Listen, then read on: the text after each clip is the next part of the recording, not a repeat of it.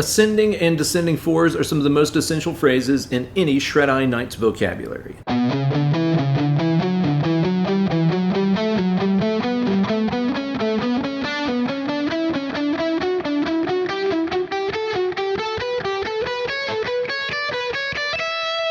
That's a classic shred guitar phrase that you've heard players like Randy Rhoads, Dimebag Darrell, and Kirk Hammett use their entire careers. There's only one problem though. It's really hard to alternate pick whenever you start getting it up to speed. To help you get this classic phrase down, I've come up with this killer speed burst based exercise. It's going to get you shredding through this thing in no time flat. Check it out.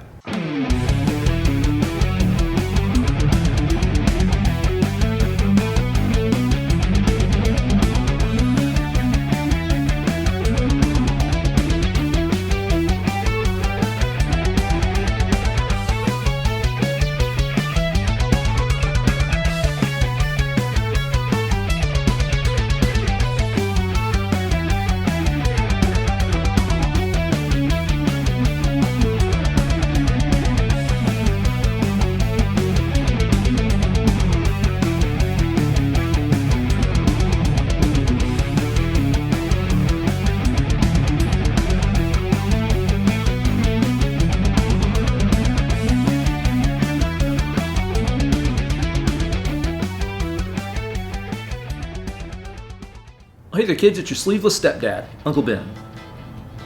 And yes, that is a very uniquely Southern thing, to have your uncle be your stepdad. On today's video, I want to help you guys get the classic ascending and descending fours thing down cold. Because this is a phrase that can sound great no matter what kind of music you're playing, whether it's country or western. Alternate picking your way through this can be really tough, but by using the speed burst based approach that we're going to talk about today, you can really pinpoint exactly whatever it is that's holding you back and messing your picking up. You're going to get even more out of this video if you check out the extended ad-free cut that's only available over on my Patreon page at patreon.com/Ben Eller Guitars. Real dads say, your stepdad could never. And I agree.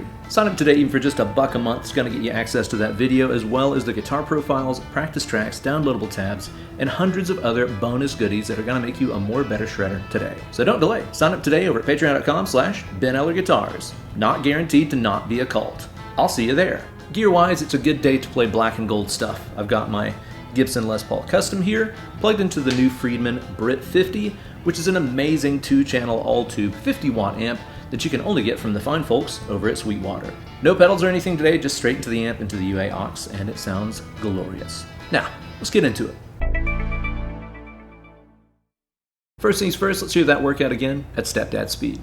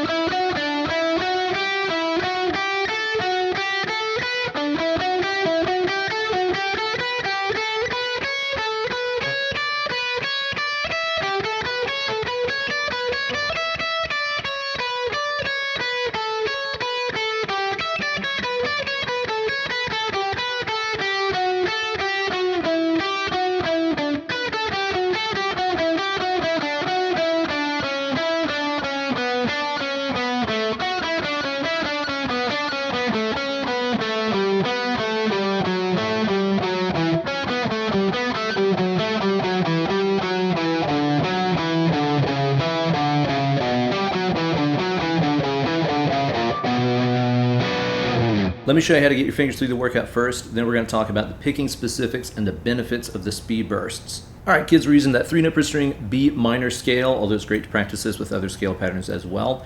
And here's how we're going to start thinking about this. We're going to start off thinking about the lowest 2 strings, and we're going to play through that ascending fours thing in 16th notes first.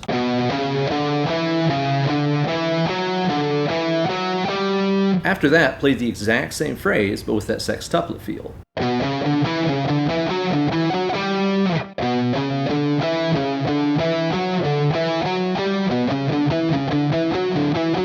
Next, play the exact same idea, only starting from the 5th string in scale pattern.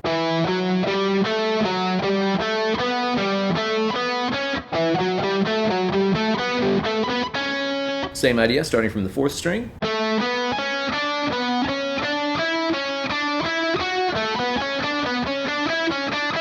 third string starting point.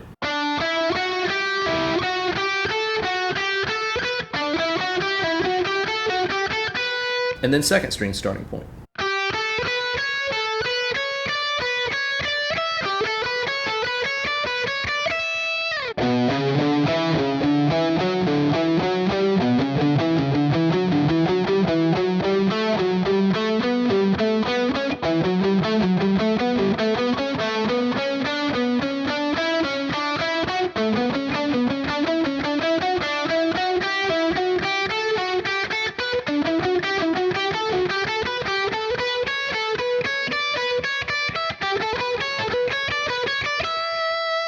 From there, we're going to Missy Elliott style, flip it and reverse it, and play the exact same ideas, only descending through the scale pattern. So that means we're going to start off here on our first string and do the same concept here. We're going to walk down 4 notes, then go to the second to last note and walk down 4, the third to last note, walk down 4, just like that. Replay the exact same phrase, this time with the sextuplet feel. Same idea, starting from the second string.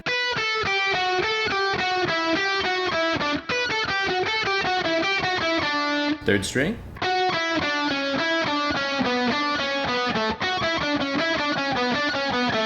The fourth string.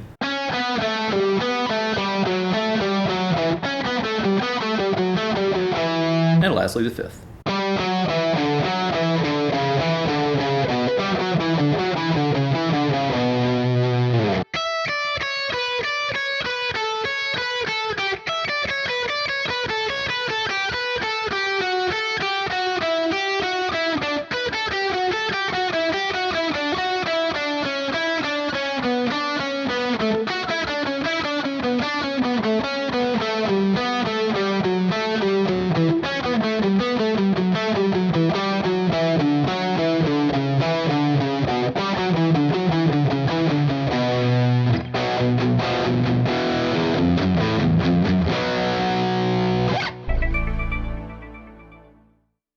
Now let's talk some of the specifics about the picking and the benefit of practicing this with the speed burst approach, which I truly believe is the key to building the ultimate speed. Okay, here's why practicing your 4s is such a good idea. It's really challenging to pick your way through it because it uses so many different picking combinations. The challenging thing about the 4s is that it works all of your inside and outside picking combinations. So they're tough, but they build a lot of character. So for example, the first set of string changes that you have, we're going to focus on the string changes because that's the hard part. The first string change that you have is an outside string change, going from this last downstroke on the low E string to the single upstroke on the A string. Now the next one that we have is this. That's a down, up. So that means that's an inside change, right? Because we have this upstroke going to this downstroke. So now we're tinkering with the inside edges of the strings. The one after that is going to be another outside change. So as you play through that, you've got both styles of belly buttons, outies and innies. Out, and out, and so on. This builds a lot of flexibility in your picking. Let's get a little bit more closely here and check it out. So notice I'm keeping the first couple pick strokes here pretty straight until it's time to leave the string. Did you see that move? Notice I didn't start like this. I just changed whenever it's time to move to the next string. Straight strokes, escaping stroke. This one right here is also an escaping stroke. See how I'm kind of carving a diagonal line away from the string path right here? It's not going just straight up and down like this. You gotta exit the strings whenever you're about to change. Now this next one right here, you'll notice how the upstrokes both kind of jumped out of the string path. That's that classic downward pick slanting kind of feel. After this, again, we're carving out with that diagonal, and then we're back to being on a straight string path again.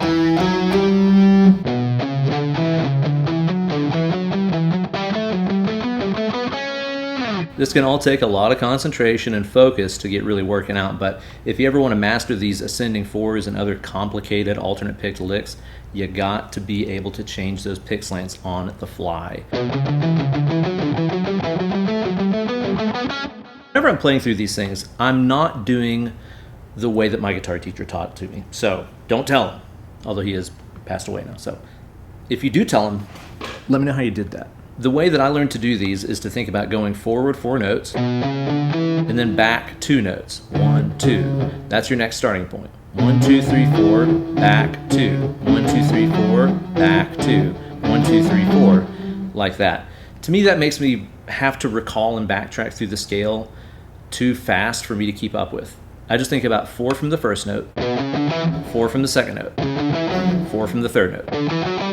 And at that point, I'm not thinking about no go back 2 strings or whatever. I think about that as being a complete 2-string set of 4s. Now I'm thinking of the exact same thought process, only from the A string. First note on the A string, second note on the A string, third note on the A string. First note on the D, second on the D, third on the D. First on the G, second G, third G, first B, second B, third B. E, 2, 3, A, 2, 3, D, 2, 3, G, 2, 3, and so on. Just changing that thought process made this a whole lot more easier for me, and it probably will for you too. So let me know how it goes down in the comments section. Now, the value of speed bursts. I've talked about speed bursts here on my channel many times because I really do think they are essential for building and maintaining speed on the guitar. So many times, man, the traditional wisdom is just like 1 click at a time on the metronome, keep going a little bit faster. And, you know, there are some people that have had results with that, and it's worked well for them. That doesn't necessarily mean that it's the best way. I find that little accelerations of speed can be better to help you pinpoint flaws in your technique, because any flaws in your technique are only going to get amplified and become bigger problems as we start playing more faster. So whenever we go from this 16th note feel, 1 E and a, 2 E and a, 3 E and a, to the sextuplets, da, da, da, da, da, da, da, da, da, da. That's like a 33.3 repeating acceleration of speed that we're doing right there. It's fast enough that you can definitely feel it. You were cramming 4 notes into a beat, now we're cramming 6 notes into a beat. That's a little bit of a jump in speed, right? Now, whenever you accelerate to those sextuplets, you're retracing the steps that you've already made. You're playing the same lick that you just played at the more controlled 16th note feel, right? Then again, just 33% faster.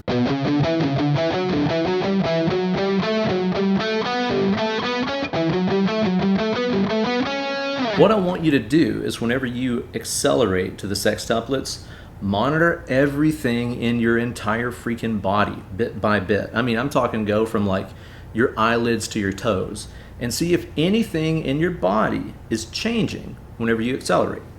At the really low speeds that you can get on the practice tracks that I'm putting up on Patreon, you can probably play this and not really feel anything change. But there's gonna come a point here with the tempo where something starts changing. So using that guitar profile, using those practice tracks, the MIDI file I'm gonna put on there, build a practice session where you can increase this by 1 BPM at a time. It's not a bad idea, 1 or 2, it doesn't have to be 1. But you know, practice it at a comfortable tempo where you don't feel anything shift whenever you accelerate, right? Ramp it up a little bit faster, 2 or 3 BPM, nothing crazy. And see if anything changes there. Make sure you're maintaining that angle on the pick and make sure nothing in your picking is changing. Again, make sure you're not slipping into some economy picking or something in there. You can really focus on this by thinking about this. Whenever you're playing those sets of 4,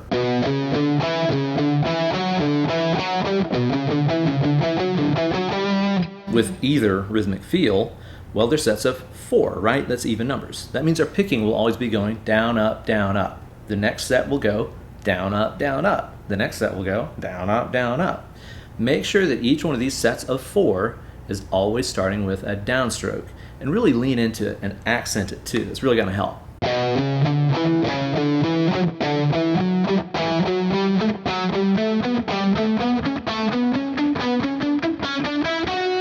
It doesn't have to be that exaggerated, but I'm just giving you an example. Push that first downstroke in every set really hard, because then you're going to be really noticing it if you do an upstroke instead. That'll mean something's gotten mixed up with your picking. Maybe you slipped in some economy, maybe you did a hammer-on or a pull-off in there, whatever. It's going to bring it to your attention. So there you go, guys, a great new way to practice one of the most essential shred-I-Night licks of all the ascending and descending fours. You're going to get even more out of this video if you check out the extended ad-free cut over there on the Patreon page, patreon.com/BenEllerGuitars. Sign up even for just $1 a month. It's going to get you access to that video as well as the guitar profiles, the practice tracks I made to go along with it, the downloadable tabs, and the MIDI file that we can build your own perfect practice session. There's also like 800 something other exclusive goodies waiting for you over there, so don't delay, sign up today. Thanks so much for watching the video.